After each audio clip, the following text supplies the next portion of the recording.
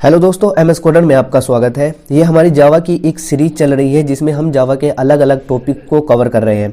आज की इस वीडियो से हम स्टार्ट करने वाले हैं लूपिंग स्टेटमेंट क्या होता है और लूपिंग स्टेटमेंट को हम क्यों यूज़ करते हैं अपने प्रोग्रामिंग के अंदर। तो इसको जानने से पहले इसकी डेफिनेशन और जो इसके आगे की प्रोसेस होती है उसको जानने से पहले मैं आपको एक छोटा सा ओवरव्यू देना चाहता हूँ।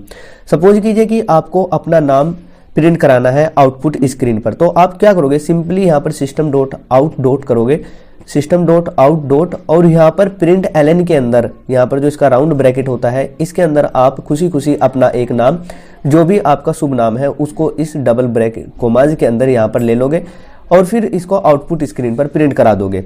ये तो था उस केस में अगर कोई आपको केवल एक बार आपका नाम प्रिंट कराने के लिए कहे। अगर वो आपको कहे कि आप अपना नाम 2 बार प्रिंट कराओ तो आप क्या करोगे, 2 बार इसी स्टेटमेंट को लिखोगे।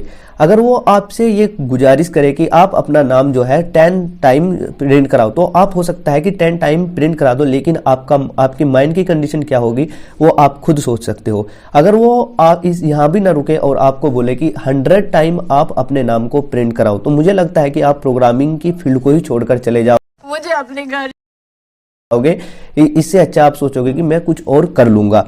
तो इस सब सिचुएशन से बचने के लिए हमारे पास होता है लूप स्टेटमेंट। लूप स्टेटमेंट में हम क्या करते हैं, कोई भी हमें एक स्टेटमेंट होती है, अगर हम उसको मल्टीपल टाइम रिपीट करना चाहते हैं, प्रिंट कराना चाहते हैं, तब हम लूप स्टेटमेंट को यूज करते हैं। एक छोटी सी कंडीशन लिखते हैं और जब तक वो कंडीशन ट्रू नहीं हो, जब तक वो कंडीशन ट्रू रहती है तब तक जो हमारा स्टेटमेंट होता है वो रोटेट होता रहता है, मतलब आउटपुट स्क्रीन पर प्रिंट होता रहता है।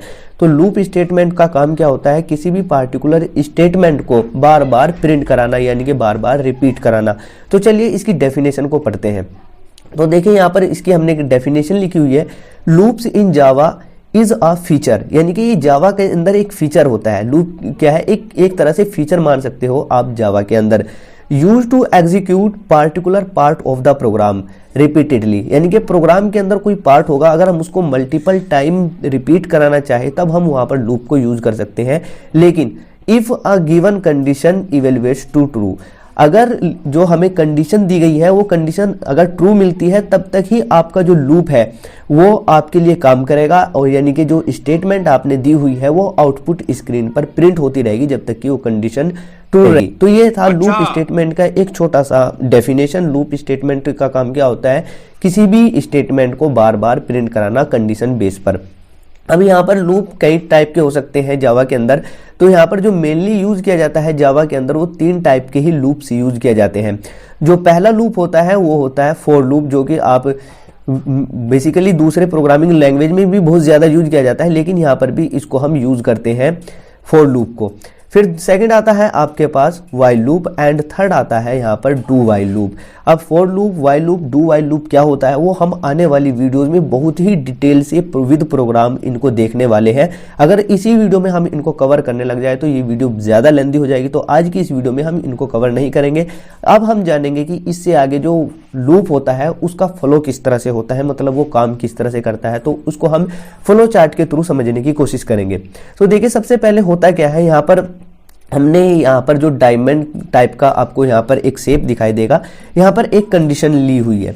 सबसे पहले ये कंडीशन चेक होगी। अगर ये कंडीशन चेक होगी और होने के बाद यहाँ पर 2 कंडीशन हो सकती है, या तो ये कंडीशन ट्रू हो सकती है या फिर ये कंडीशन फॉल्स हो सकती है। अब देखिए होगा क्या, जैसे ही ये कंडीशन ट्रू हुई तो आपका स्टेटमेंट क्या हो जाएगा, स्टेटमेंट जो भी आपने दी हुई होगी, जो भी आप प्रिंट कराना चाहते हो वो आउटपुट स्क्रीन पर प्रिंट हो जाएगा। और इसको प्रिंट कराने के बाद कंपाइलर फिर से जाएगा कंडीशन के पास और इस कंडीशन को चेक करेगा। अगर ये कंडीशन फिर से ट्रू हो जाती है तो फिर से आउटपुट स्क्रीन पर ये प्रिंट होगा और फिर से यहाँ पर आएगा, वो कंडीशन को चेक करेगा, और अगर कंडीशन ट्रू रहती है तो ये जो आपने स्टेटमेंट दी हुई है ये आपको आपके आउटपुट स्क्रीन पर हर बार शो होने वाली है। लेकिन यहाँ पर इसका दूसरा भी केस बनता है। अगर यहाँ पर ये जो, मैं पहले इन सबको रफ कर देता हूँ,